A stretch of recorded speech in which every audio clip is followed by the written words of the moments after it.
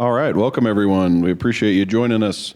This session is going to be Farewell False Positives, Building Trustworthy AI for IaC Analysis. Just wanted to, just to start, to thank the sponsor, one of our silver sponsors, Sysdig. If you're interested, sysdig.com, or additionally, check out the booth out there in the lobby and find out more information. Any questions that you have, we'll do the same afterwards. Bring the microphone around. We can answer questions. We'll also have the Slack thread if you choose that route as well. Other than that, without further ado, this is Emily Choi-Greene with Farewell False Positives, Building Trustworthy AI for IaC Analysis. Awesome. Thank you. Thanks, everyone. Awesome. I'm Emily, CEO and co-founder of Clearly AI, and today I'll be talking about all the tools and techniques that you need to build a reliable AI system for cloud security tasks, specifically focusing on analyzing infrastructure as code. So this is a bit more of an AI talk than it is a security talk, but as engineers, I feel like we should be applying the best tools to solve problems, and that means applying tools like AI to solve security problems. So what I'm going to be going through today is first, why should we use AI to analyze and scan infrastructure as code? What can AI do today? What can't it do yet? Then go into the actual tools and techniques that you can use to build an AI-powered application, and finally, where I think the industry is going from an AI and security perspective.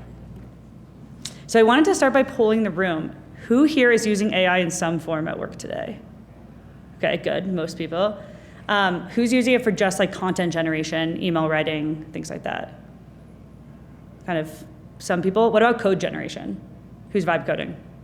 More people. What about code review or security review? Who's using AI on the review side? Okay, a subset of the people that are vibe coding, and that's part of the problem. So what we see is, this is actually data from Microsoft. AI agentic software adoption is up 215% over the last year. What we've seen over the trend from when ChatGPT came out in November 2022 to now, almost 3 years later, is an increasing level of comfort using AI tools for a variety of production-related use cases.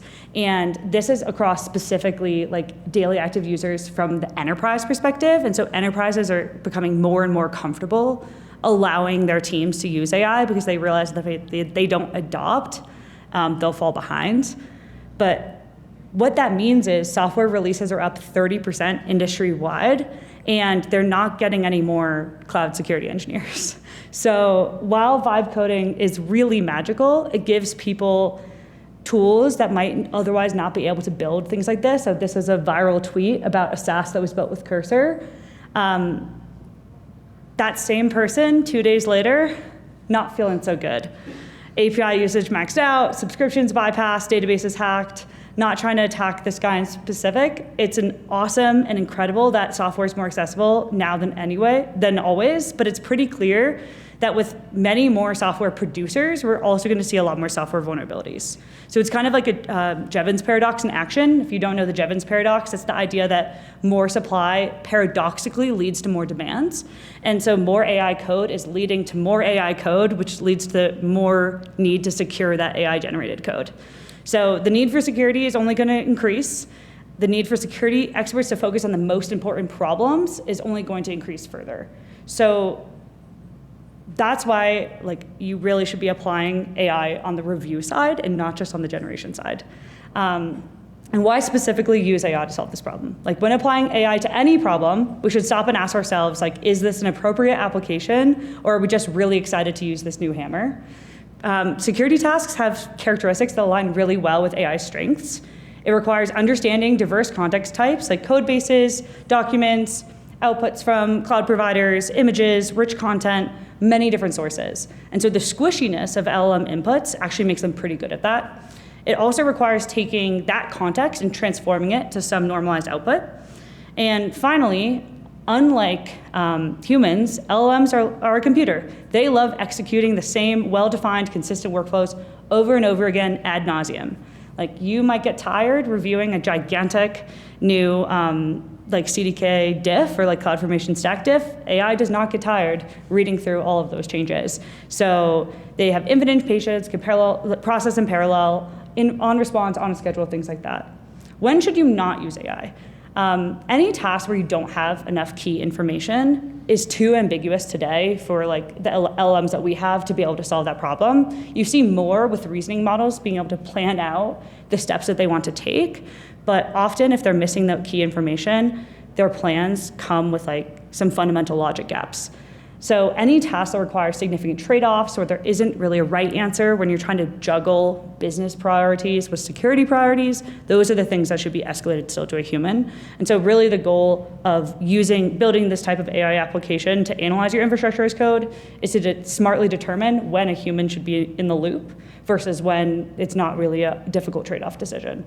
And finally, like if the task requires a 100% correctness, AI is still not the best thing for that. AI models are probabilistic, so you can expect a very high probability that it'll respond with the right output, but there's still going to be the edge case where it doesn't. And if you need something that is 100% like deterministic, you should go with something more like a regex or an FST or something else that is a more like fixed deterministic output. So this next section is around how you actually build out the right AI tooling to analyze infrastructure as code. So the first key piece is understanding and ingesting all the context. So this is high level what retrieval augmented generation is, which is basically taking a query, having some retrieval component, meaning going and retrieving information from some place, using that to augment the information so that the generative component has all the information that it needs in order to provide a response to the user. So traditional RAG does this by using vector stores and chunking source materials. It does lead to source issues that look like this. So you can build frameworks that can better do source citation, return the original document, but at the end of the day, semantic similarity is about as far as this type of traditional RAG goes. So if you have a generic embedding model that you're using to actually chunk the models or chunk the sources and then search across the vector database, you're going to get into trouble when everything looks kind of the same, which in the case of like CDK code, it does. Like those like chunks of like different S3 bucket configurations end up kind of coming down to the same set of vector embeddings in the embedding space, and therefore it's difficult for a retrieval augmented generation system to actually know what context to retrieve that is actually applicable to what you're reviewing. And that's really where like this approach breaks down.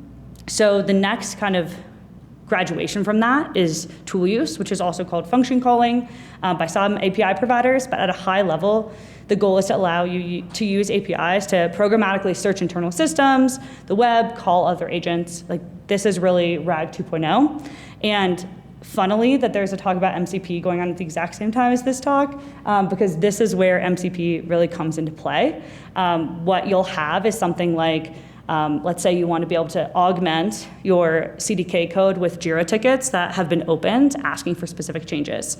You could then use tool use to call the Atlassian MCP server to get information from those JIRA tickets. That's then augmenting all of the response that you're passing out. So this is kind of how those two things interplay. And this is really the basis to being able to pull in all the context that you need in order to fully review the infrastructure as code. Because often you're not just looking at the code itself, you're understanding, okay, what is everything else around it? What is the overall design of the system supposed to look like? Who's actually supposed to be accessing it?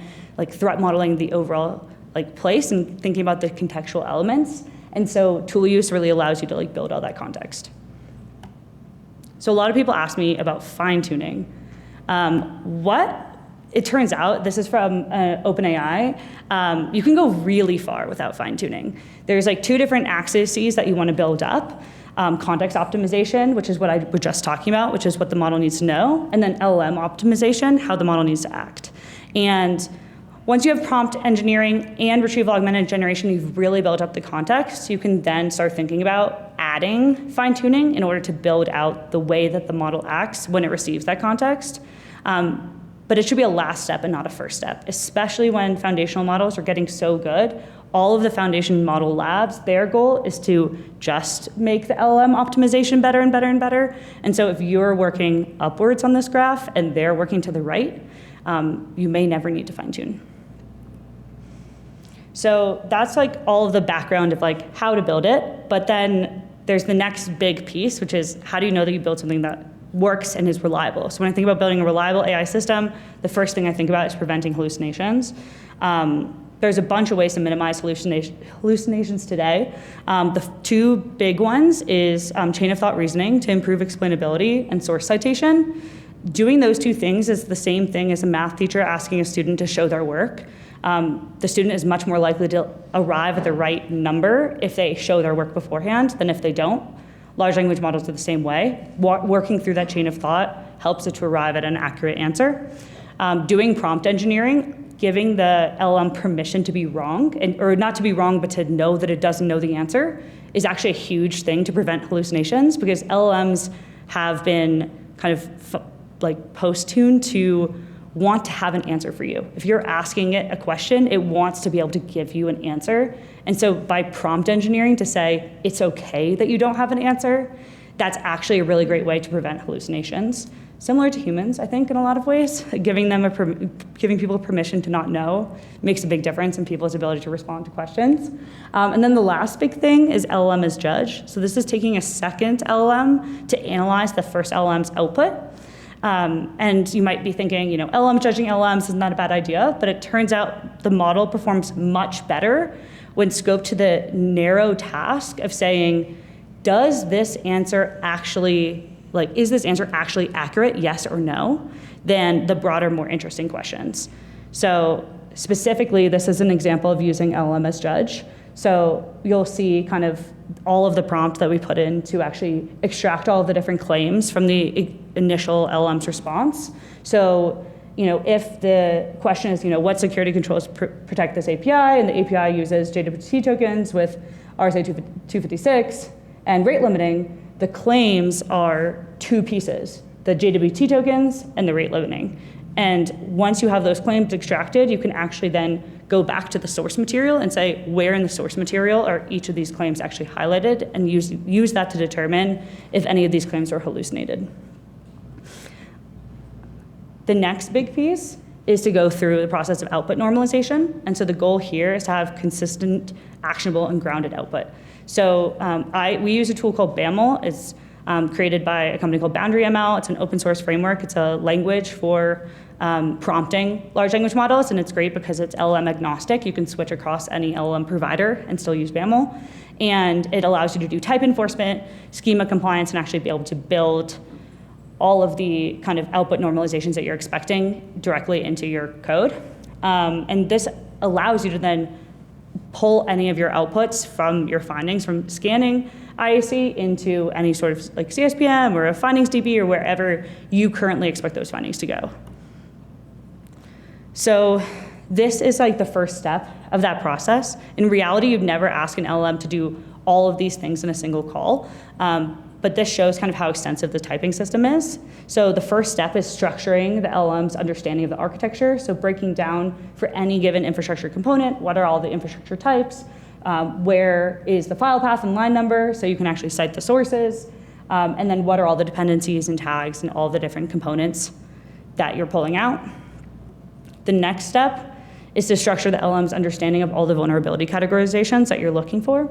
So things like excessive permissions or open ports, broad IP ranges, anything that's specific to what you want it to be looking for within your IaC. If you went to the very first talk today about AMIs, you could have it look for missing owner or things like that, so that there's no ability to compromise it that way.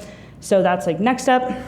Step 3 is structuring the outputs of the findings. So this is how you want to structure it based on whatever your findings DB schema is. And this will allow you to then be able to output everything from the large language model directly into a structured store that you can then query across or use directly in Python code, TypeScript, anything like that. And the final optional step for those of you that have compliance mandates is to be able to have the LLM create the whole overall report for you. So taking all of the findings and putting it out into an analysis report that you could give to an auditor or something similar. So now that we've sprinted through a bunch of AI engineering techniques that you can use for security tasks, and to make your AI applications more reliable, let's talk about some of the challenges. The biggest challenge here is the classic like garbage in, garbage out. Like LLMs are only as good as the context that you give them.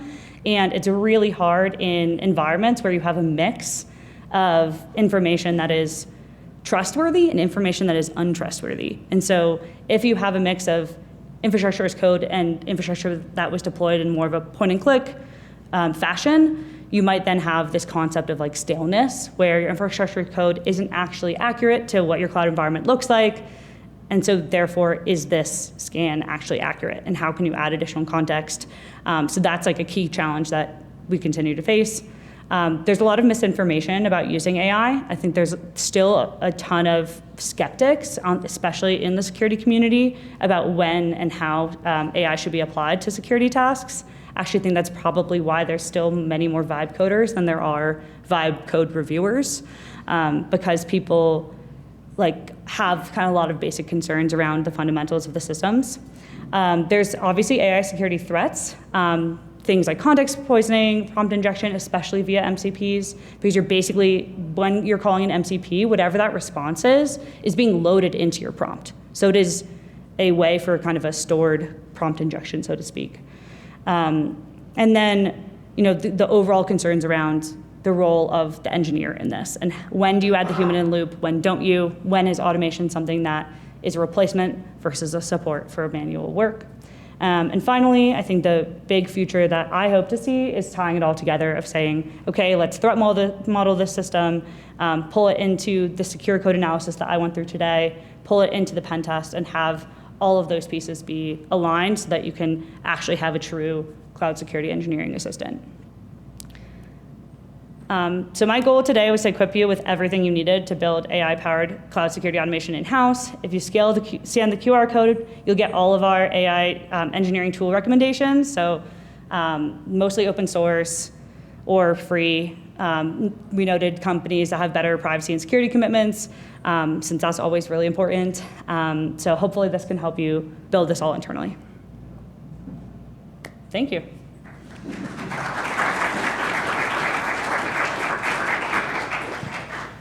Nice work, Emily. Okay, so now any questions? If you just want to, feel free to raise your hand if you've got a question. I'll bring the microphone around. Anybody?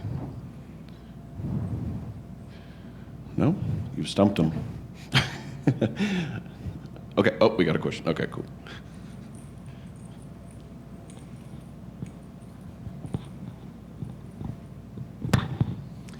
Hey, can you clarify to what extent the analysis is security related, or I guess I'm a little more interested in what part of the analysis might be qualitative? I see a lot more correct IaC written badly than I do good, scalable, non-tech debt IaC. Yeah. Have you used Claude Code at all? I have not.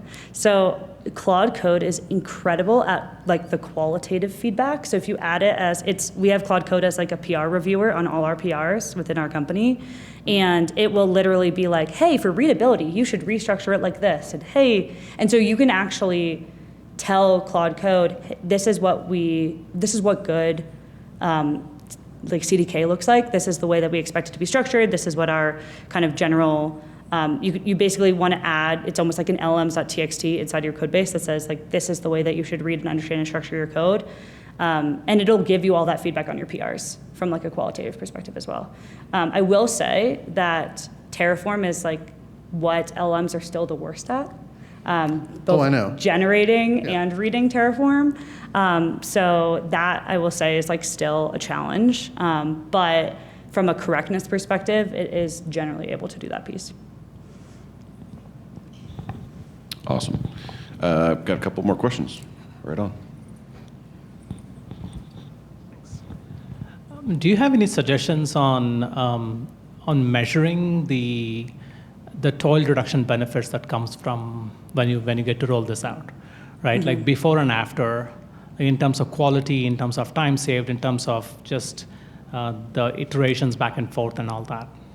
Yeah, metrics are your best friend always. Like showing how long tickets stay in a queue or how long someone is spending on a task is like always going to be really worthwhile to either show that your team is like under the pressure that you feel like at Amazon, we used to have all of our questions being answered. Like people would ping us on Slack and ask all these consultative questions, and like it sucks to be like, now you have to open up a ticket. But it made a huge difference for our leadership to see how underwater we all were. So the more you can do those pieces and measure the before state that you're currently in, you'll be able to then show the reduction in the after state, because like time to first like comment on the ticket will go down, and time to remediation will go down, and you can measure all those things in a ticketing system. And so the more you can drive engagement with your engineers into some place where it's measurable, the better you'll be at being able to show like the return on investment of like tooling that is meant to save your engineers time. It's a hard problem, I will say. Awesome. We have another question here. You mentioned that RAG worked less well when things look very similar, but IaC repositories can sometimes be huge in terms of the number of tokens. So I wanted to ask you what your thoughts are on how that could be approached in a better way. Yeah, so there's kind of two pieces. One is to use a custom embedding model that is like very much tuned on like your vector space. And by doing that, you can then, it's kind of like a rainbow table problem. Like if you are using like a generalized embedding, that'll all kind of hash towards the same area. But if you're using a custom embedding model that is very specific in IaC, then you'll be able to have them all hash like a little bit more like away from each other in the embedding space. So that's one option. The other option is like really the tool use piece. Like what the goal of tool use is you're pulling information in at runtime that is contextually relevant to the question that's being asked.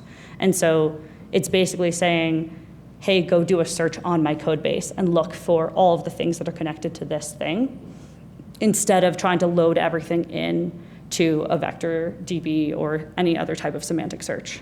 And so this has generally been a much more successful output. This is what tools like Cursor use as well, is like all tool use to search across your code base as opposed to like RAG. Awesome. Got a couple more questions. I'll go. Who I saw first?